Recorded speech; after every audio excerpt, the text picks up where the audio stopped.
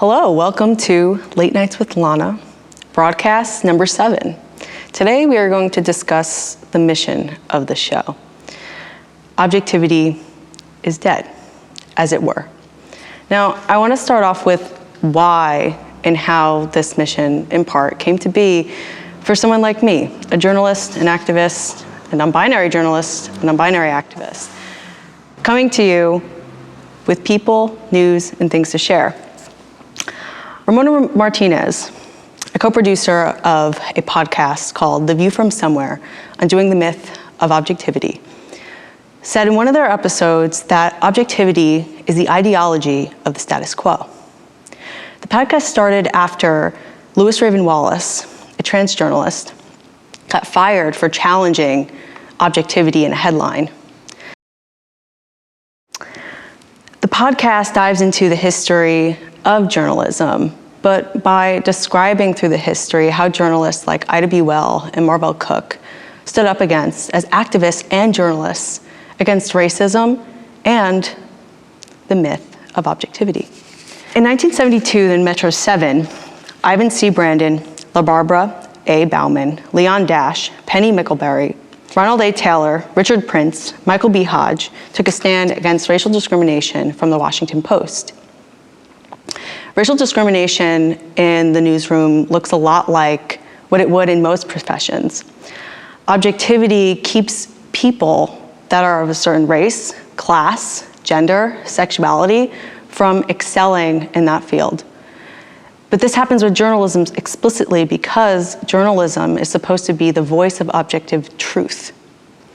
But objectivity doesn't exist. We report from a place of subjectivity. In 1972, when the Metro 7 took a stand in court, they won.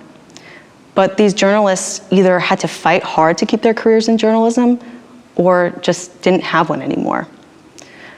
Now, this also opened a lot of doors for other newsrooms, New York Times and other large newsrooms and smaller newsrooms, to look at their hiring practices. However, you can't undo racism by opening the door for more people to come in. It only causes more racial discrimination when people aren't combating their racist ideology, their sexist ideology, their ideology of the status quo. Although hiring practices were changed, diversity in the newsroom has not changed much since 1972 to 1996, to 1996 to 2022. The newsroom today is less diverse than the workforce in totality. It is still run by higher class, white, cis men. The margin for Black, Indigenous, people of color, LGBTQ people to make headway in a newsroom is difficult. This comes back to me and other journalists, of course, like Louis Raven Wallace, Pamela Kirk, Ramona Martinez, and so many others today and in the past. When I go into a newsroom and they look at my resume, they say that I cannot be objective because I cannot be an advocate and a journalist, an organizer and a journalist. Well, the idea of undoing the myth of objectivity is to say that my subjectivity has knowledge, has a voice of truth within experience and immersion. Because when you go outside immersion, you're left with extraction. You're left with folks that don't even understand what communities' needs are, but they'll go in and report on those needs, and then they'll win Pulitzers. Journalism is about immersion. It's about being in the place you are. It's about knowing who you are so you can better report for people. And this comes back to a larger picture of why we do Late Nights with Lana. And I'm sitting here with our videographer, Tom Levy. Every single image that you see when you watch this show is from this human being right here. And we've had a history of working together as food, coffee slinging, nighttime degenerates, conversators of the night. And it led us to have a lot of time to talk about journalism. Because Tom, you went to school for journalism, you've practiced journalism in the written form, in the video form. What is this show for you, and how do you take journalism with you now? Like what I learned about documentary filmmaking being the thing that I became like most interested in grad school. Sabrina Gordon, phenomenal documentary filmmaker. She, would just constantly drive home that it's like, listen, like you should not be going into any of these projects that you're working on with preconceived notions, right? Like it's really like, there's almost a degree to which, unless like a really, really clear-cut story kind of hits you in the face, like a lot of good projects just start with like a scene or a situation, a place or a community that is interesting, and you will find a story emerges from that, right? So it's like, I feel like the show is still very much emerging, which is maybe, not the most like confidence-inspiring thing for a mission statement episode. But like, why decide it's definitely going to be something when it can unfold into what it's going to best be, right? So there's plenty of room for that. There's stuff that, it's, we're kind of doing this on a shoestring. There's like a lot of stuff that we've talked about potentially doing that still is nowhere near fruition, but I'd love to do stuff that's outside a studio. This always looks fantastic, and people are always doing very cool stuff with the lighting, and that's not me doing it. But I don't know. I love going out and filming things in the real world, and I feel like you would lend better context to them than I necessarily would just going out and gathering them, right? Because that's the greater than the sum of the parts. I think it's an interesting point because, for me, coming here is taking the written form and bringing it to this conversational place. Like for each conversation that Thom and I have, right? If I'm interviewing Thom and I'm writing an article that's 800 words, I might take 3 different quotes from the 5 minutes that Thom just spoke, or 2 minutes that Thom just spoke. And it leaves the context to the writer, the reporter, right? And you're building a story. And that's where the subjectivity comes in, because you can write a story in 5 different ways. But when you're sitting together and you're having that conversation, it holds no bars. It's completely organic for what it is.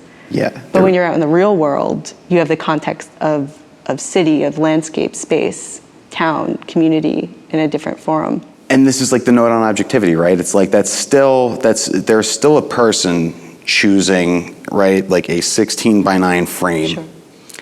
In a 3-dimensional world. Someone is choosing what time period, what cropped image, you're exposed to, and how that's threaded together in a sequence that conveys a sentiment of things. Yeah.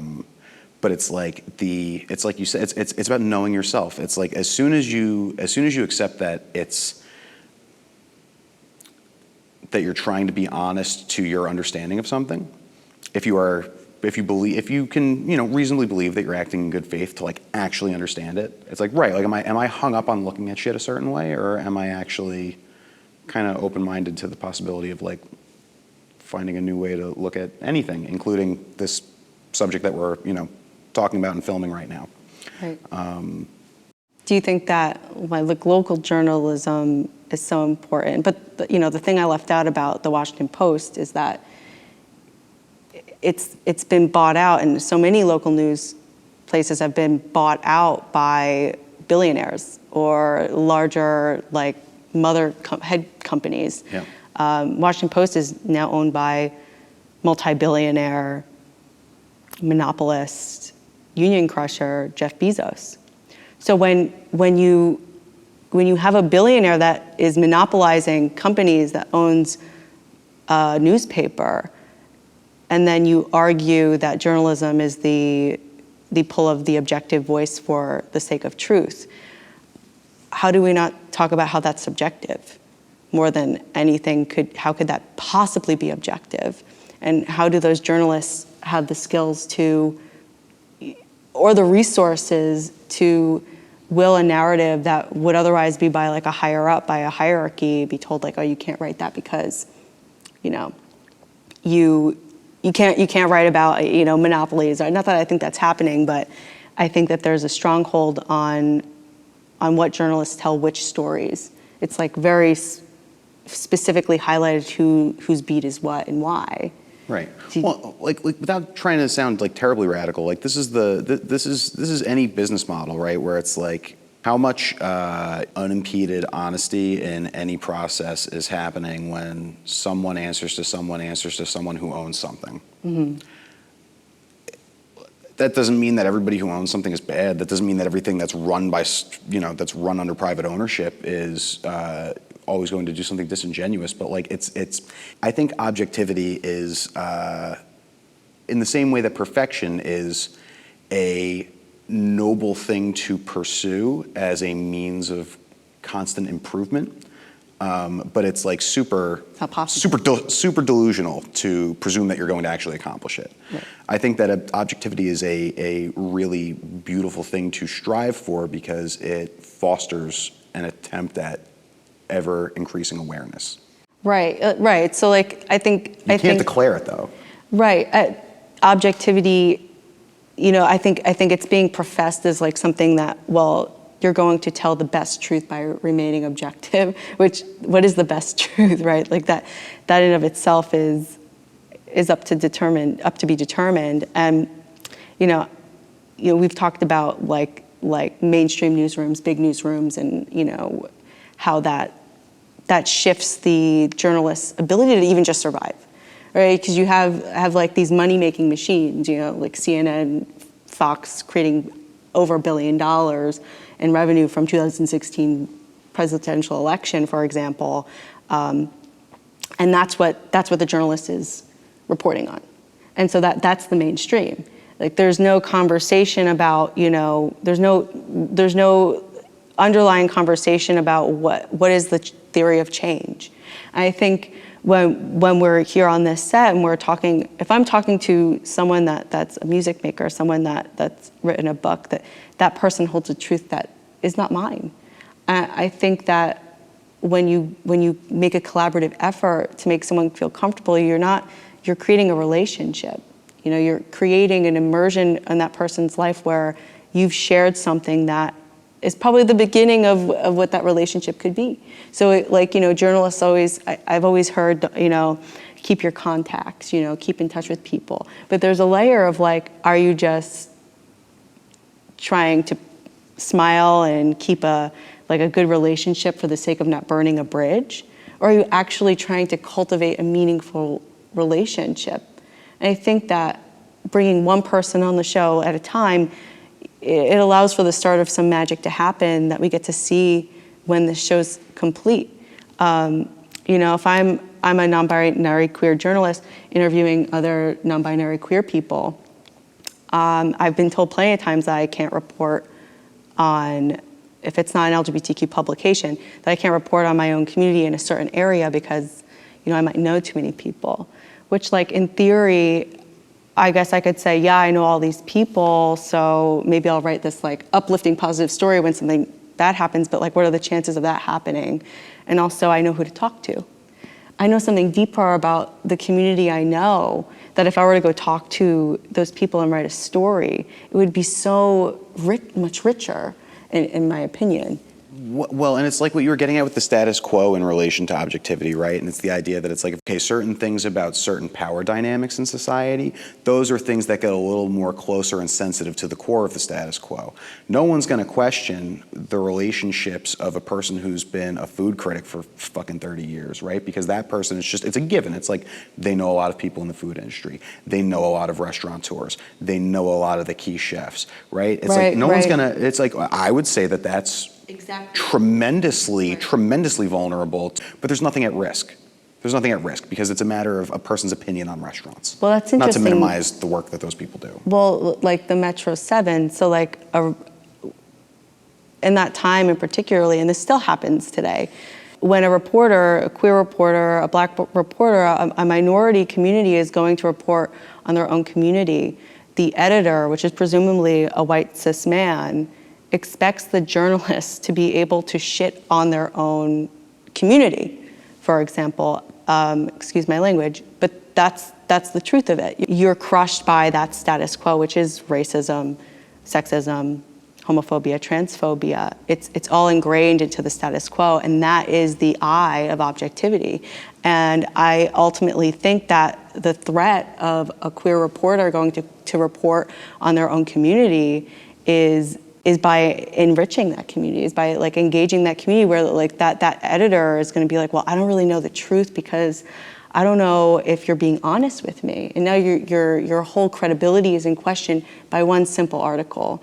I do want to come to Hunter S. Thompson because he's such a huge influence of yours, but also for the idea of what he was able to do, for the privilege he had. I think solely because Hunter S. Thompson is a white cis man, he was able to have the career he had in gonzo journalism.